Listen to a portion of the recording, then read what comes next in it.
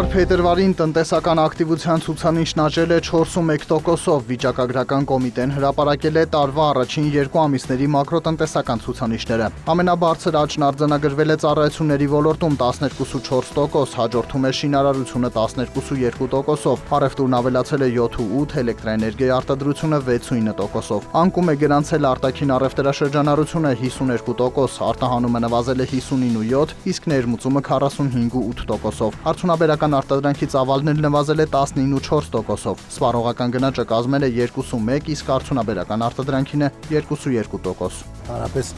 գործարարության պարբերաշրջանները այդպիսին են։ Երբ որ տնտեսությունը հագենում է եւ սկսում է որոշակի անկում արձանագրել, որը պետք է նախապատրաստել հաջորդ վերելքին։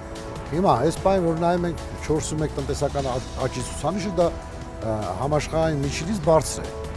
Բայց իհարկե համեմատության համար մեր տնտեսության նախորդ արդյունքների ցածր է։ Եվ այստեղ իհարկե մեր եւ գործարարները եւ կառավարությունը անելիքներ ունեն, որ պետք է նաեւ ազգային ժողովը որոշակի օրենսդրական փոփոխություններով, կառավարությունը որոշակի որոշումներով կարողանանք նպաստել, որ տնտեսությունը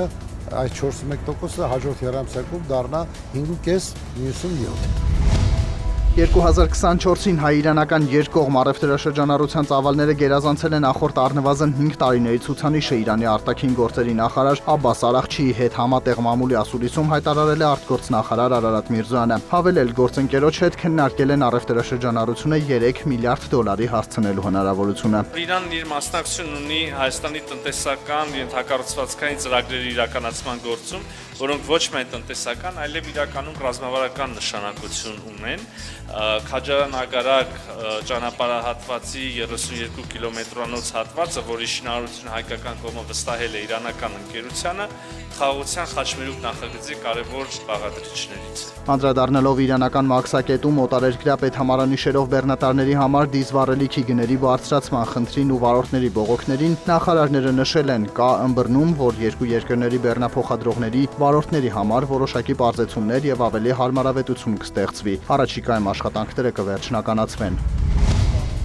Խորհրդարանում քննարկվել է Հայաստան խմբակցության հեղինակած պետական կենսաթոշակների մասին օրենքում լրացումներ կատարելու մասին օրենքի նախագիծն առաջին ընթերցմամբ ընդունելու մասին հարցը, ըստ որի առաջարկվում է 2026 թվականի հունվարի 1-ից նվազագույն կենսաթոշակի չափը սահմանել այնպես, որ այն պակաս չլինի բարենային զամբյուղի ամսական արժեքից, իսկ միջին աշխատանքային կենսաթոշակը սպառողական զամբյուղի արժեքից։ Միանշանակ է, որ մեր քաղաքական հանձնառությունն է արժանապատիվ կենսաթոշակներ տալ մեր թոշակառուներին եւ մեր ամենօրյա աշխատանքը հենց դրա մասին է խորհրդարանում արտահերթ ելույթի ժամանակ ասել է Ազգային ժողովի նախագահի տեղակալ Հակոբ Արշակյանը։ Ազգային ժողովը քննարկել է նաև կառավարության ներկայացրած օրենսդրական փոփոխությունների փաթեթ, որի նպատակը Լեռնային Ղարաբաղում նախկինում գործող սուբյեկտների եւ Հայաստանում գրանցված անձանց միջև գրավային հարաբերությունների շուրջ առաջացած իրավական անորոշությունների հստակեցումն է։ Կենտրոնական բանկի նախագահի տեղակալ Արմեն Նուրբեկյանի խոսքով այս նախագծով առաջարկվում է հստակեցնել, որ եթե այդ կազմակերպությունները չեն գրանցվել Հայաստանում, ապա դրանց կողմից նախկինում գրավադրված գույքի նկատմամբ գրավառուի իրավունքները չեն դադարում։ Բացառությամբ այն դեպքերի, երբ գրավառուի ֆինանսական կորուստներն ամբողջությամբ կամ մասնակի փոխհատուցվել են կողմերի համաձայնեցված կարգով։ Ըստ Կենտրոնական բանկի նախագահի տեղակալի խոսքը մոտ 27 միլիարդ դրամի պարտավորությունների մասին է, որոնց դիմաց գրավադրված գույքի գնահատված արժեքը կազմում է 10-ից 14 միլիարդ դրամ։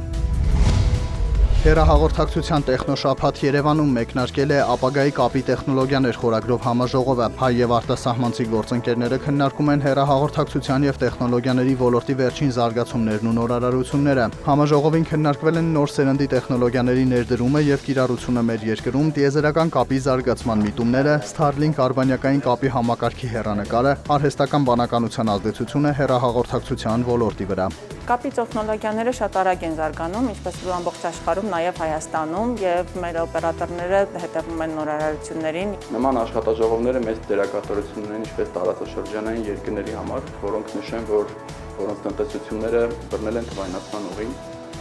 Սա շատ կարևոր միջոցառում է, որպեսզի թե կարգավորող մարմինները տվյալ երկրների, թե քաղաքականություն մշակող մարմինները կարողանան յուրացնել նոր տեխնոլոգիաները, որպեսզի կարողանան ներդնել տվյալ տնտեսությունների մեջ։